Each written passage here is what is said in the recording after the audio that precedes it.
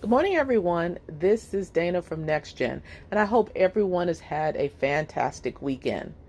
Last week, we talked about financial literacy, and this week, I would like to talk to you about barriers to generational wealth. Now, you know this channel is all about generational wealth. However, I would like to caution you on some things that you might want to pay attention to. Here are a few barriers to generational wealth. And one of them is not being financially literate or financially illiterate. And we're going to be discussing ways that we can become financially literate. Another way is what we call lifestyle inflation. Some may have heard it called lifestyle creep. And what happens in lifestyle creep and some ways that you can overcome that, as well as living paycheck to paycheck. Now, some people think that people that don't make a lot of money are the ones that are living paycheck to paycheck. But it doesn't really matter how much money you make. You can still be living paycheck to paycheck. We're going to be talking about ways that people do that.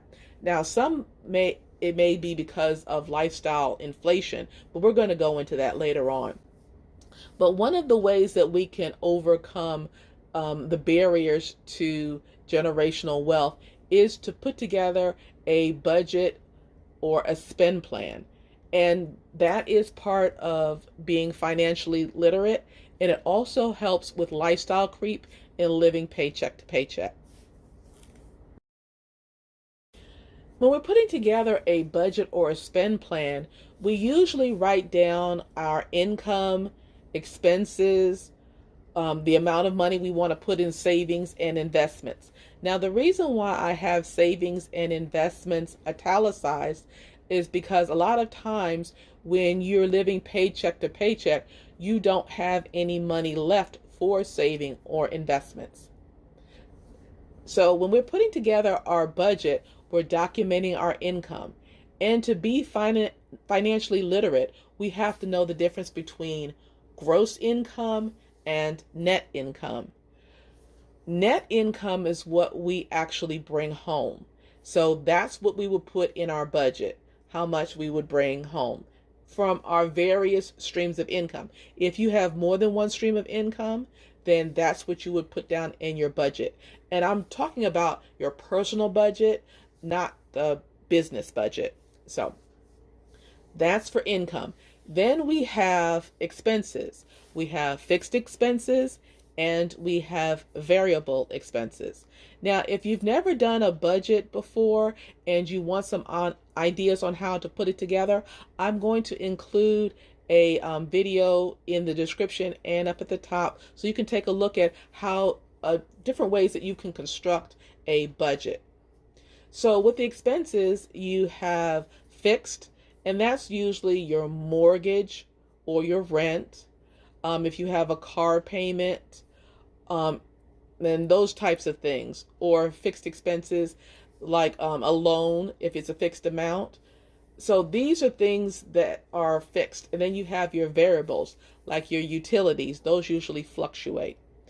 And also your groceries, they may fluctuate. So usually when you're putting together a budget for expenses, a lot of times you would go back to look to see what you did last year, add a little bit more to it, and that is what you can kind of gauge on how much what's coming in and what's going out.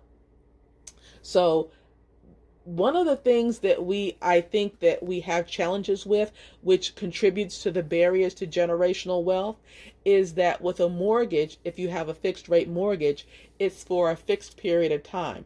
So you pretty much know how much you're going to be paying for that 30 or 15-year mortgage. And the same as if you have a car loan. You have a set amount of money that you're going to be paying for a set amount of time. And that goes for a personal loan. If you take a personal loan out, it's usually for a set period of time. Now, one of the bigger challenges I've seen is for those that are what we call revolving debt. And that's usually what we would see on a credit card. So what I want to do is I want to show you what a credit card, a part of what a credit card statement looks like, so you can see the challenge that could come into play. All right, this is an example of a credit card statement. Well, actually, this is a part of the credit card statement that I don't think a lot of people pay attention to, and I'm going to show you why. On this particular credit card, the balance is $12,549.99, and the minimum payment due is $251, and that is due February 9th. Now, when people usually construct their budget, they would do it off of the payment of $251. And sometimes they may add a little bit more. But in this statement, that is the minimum payment that is due, is $251. Now, that does not stop you from paying the entire balance, but that's just what people would put in their budget. Now, this is where the challenge comes in. If you go further down into the shaded area, it says if you make no additional charges using this card and each month you pay the minimum payment of $251, it's going to take you 46 years to pay this credit card off. And you're going to be paying an estimated $37,707 for something that you charged less than $13,000 on. So in the year 2070, I doubt you will remember what you bought in 2024. So this is something that I don't think people pay attention to. Now, again, the key is here. That's if you made no additional purchases. So if you made additional purchases, it'll probably take a lot longer, and the amount that and the reason why they're calling it estimated is because the rate can change. So it can go a lot higher. So this is an example of a barrier to generational wealth, because this debt actually moved, in my opinion, a couple of generations. But I always end on a positive note. So on this particular credit card, this is on a 0% promotion, and it will be paid in full before the end of the promotion.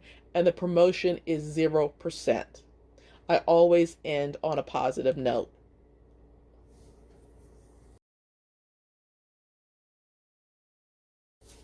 Thank you for stopping by, and I hope this information was beneficial to you. I just wanted to give you an example of some barriers to generational wealth. And with those barriers, we want to go into some solutions to help you overcome some of these barriers. And I also pointed out that lifestyle creep and living paycheck to paycheck are some examples of stopping us from achieving generational wealth.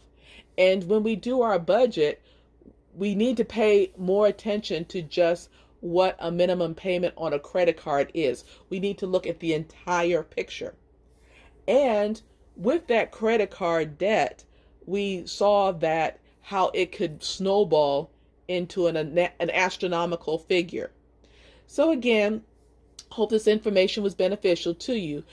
Make sure that you share this information, because we're going to be talking about ways to overcome some financial illiteracy and overcome some of these barriers to generational wealth. So I look forward to talking to you next week. Have a great week.